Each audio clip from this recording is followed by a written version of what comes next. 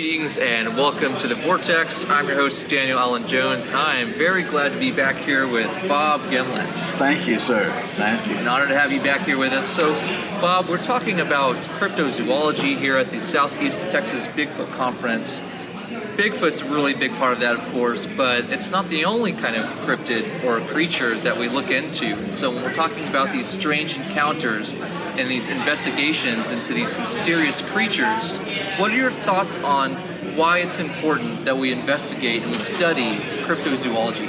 Well, there's a lot of reasons why, and the main reason is to be able to acquaint ourselves with the creatures that we're dealing with, and to learn more about them so that we can protect them, basically protect them and upgrade our lives. They'll enhance our lives to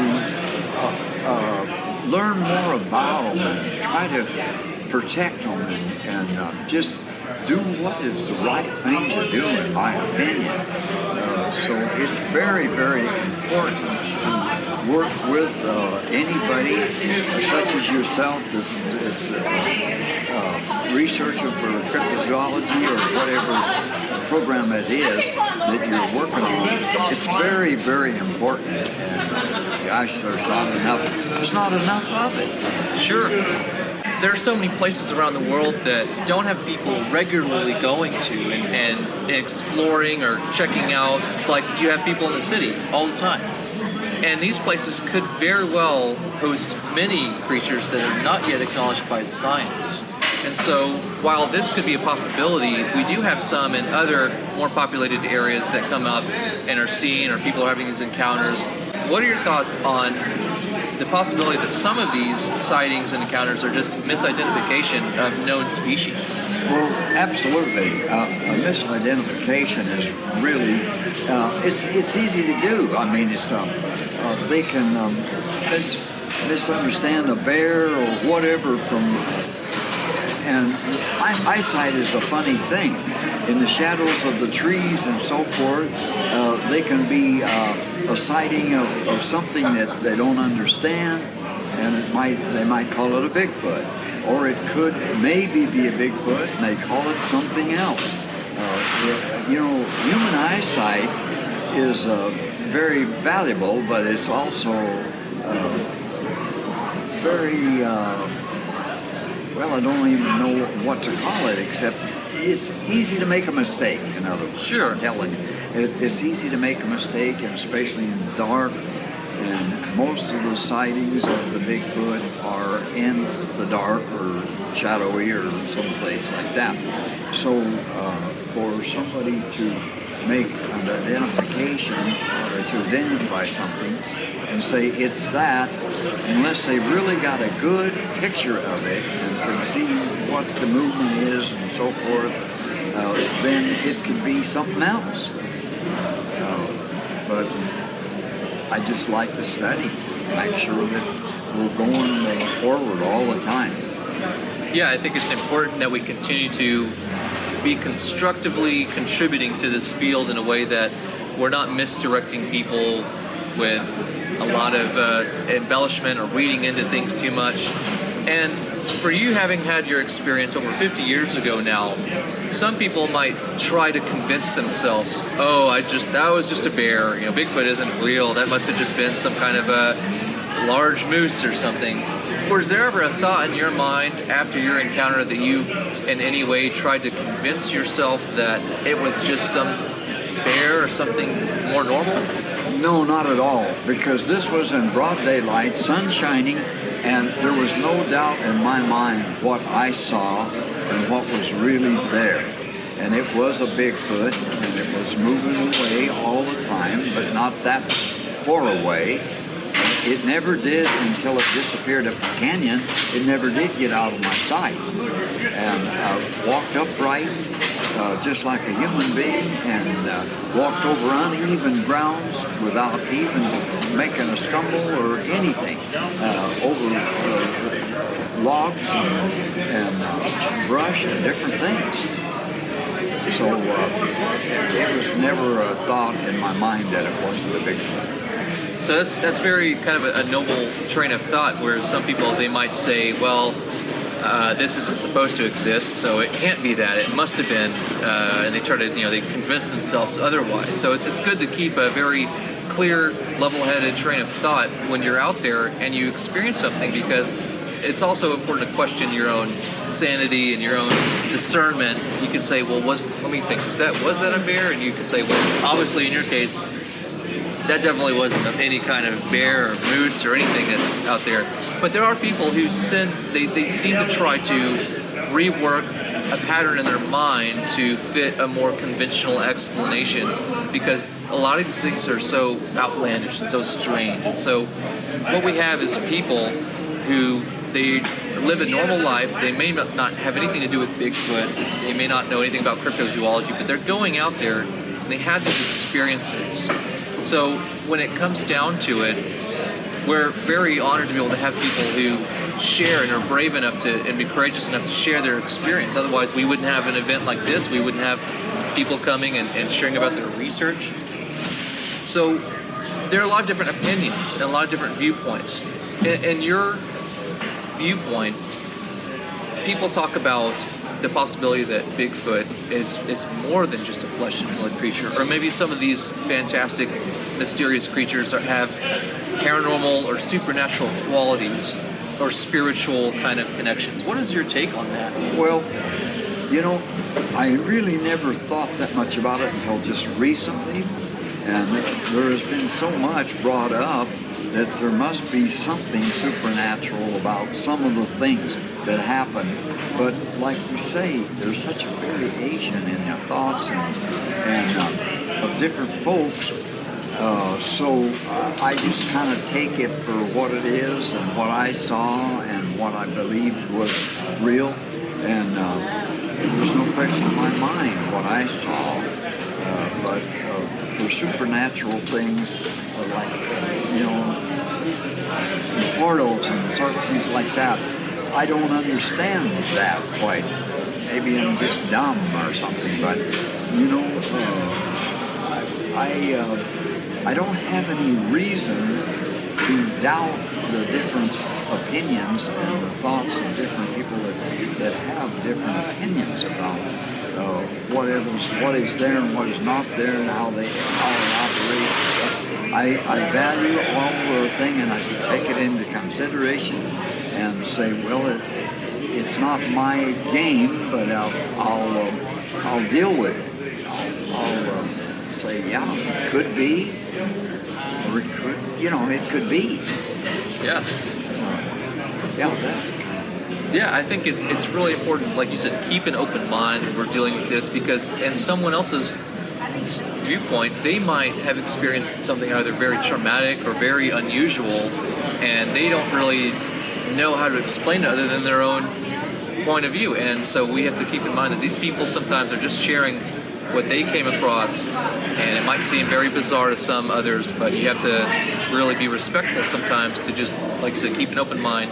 But at the same time, it's important to go out and look into these reports, go investigate, go check out the field, and I like to think we won't know if we don't go. Absolutely. You got to check things out, and you got to take it into consideration. And, there's such things as pretty bizarre about different events, but different things happen, and different events happen. And so we got to kind of really, like you say, we got to keep an open mind on the subject and think about what could be and not altogether what isn't, because to grade it before you really understand it is a wrong thing. Yeah. So, again, I think it's really important that we're able to get out there, do these investigations, just see for ourselves what's possible, and eliminate things that can be taken away from the equation. But ultimately, either way, even though we're making new discoveries every day with all kinds of new species, it's not always exotic like Bigfoot, but fish, mammals, all these things, reptiles.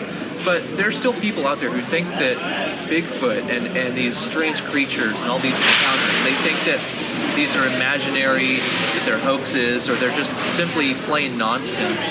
What would you say to people with that kind of mindset? Well, I'd say a closed mind like that has no space for the real facts, and to be like, you got to have an open mind and realize that there is a big difference in a lot of things. A lot of Bigfoot things are big, and like you say, there's different creatures found each day. You know, different species of different creatures, and so the people that just have a closed mind that it could not be, they have a lot to learn, and they're not going to learn by having a closed mind and saying it can't be, it just cannot be.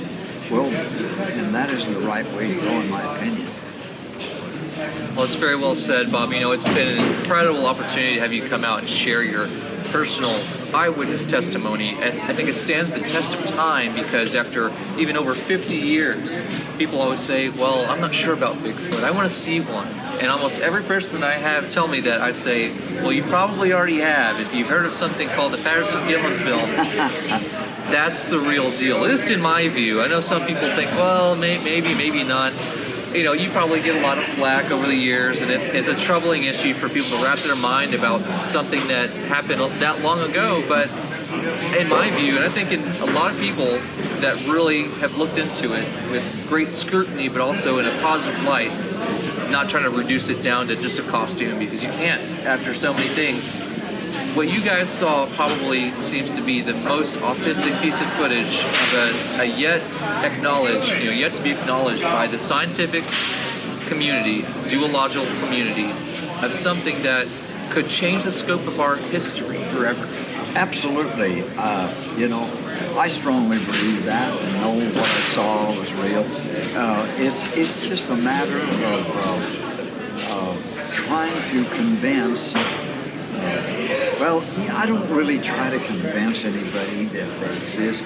I say the evidence is there in the Patterson-Gimlin film, and if you want to make something out of it, then go ahead, because we can't change your mind, frame of mind, unless you change it yourself by the evidence that's presented to you. And so, therefore, there's people that will never, ever say it was a real Bigfoot. They say it's somebody in a suit or something, some other creature that was out there, a bear or a cougar or whatever. But, you know, the evidence is really there if you stop and analyze it and understand a little bit of what's going on, and keep an open mind. That's it. I think that's the key idea here in all of these different concepts, is that you really have to be open to the possibility. And sometimes, even if you aren't, you can come upon it out there in the wilderness, out in nature, or somewhere not too far off. And I think that's something that is a great proponent that you're encouraging people to do in a safe way, to not go out and just to be provocative and cause trouble and havoc, but to really be at peace with your setting, and to be open to everything else that's out there in the field, out here in the forest, where it's not our domain, it's the domain of all the other creatures around. And so we have to be respectful. Absolutely, it's the domain of all creatures, and there is many out there that, you know, like people say, you ask them, how many bear have you seen, or cougar? And they'll say, well, I've seen one bear. Probably if they looked around a little bit, they'd see multiple bears. And they'd say, well, I never saw a cougar in the wild. And I think, really? I've seen a lot of cougars out in the wild. Yeah. And bobcat and lynx cat. Well, not as many lynx cat, but bobcat and cougar. And they say, well, I didn't think they existed in that part. Well, they do. And the coyote. The coyotes are everywhere. They're in cities even. Yeah. And a lot of people never see them because they travel under the shadows, and they travel mostly at dawn or day, just breaking day or dusk, and they're not looking for them. Yeah. They're not aware of what's really going on, and they're not aware well, for instance, I wasn't aware of any Bigfoot thing, and I was in the woods all the time. I wasn't looking for a track.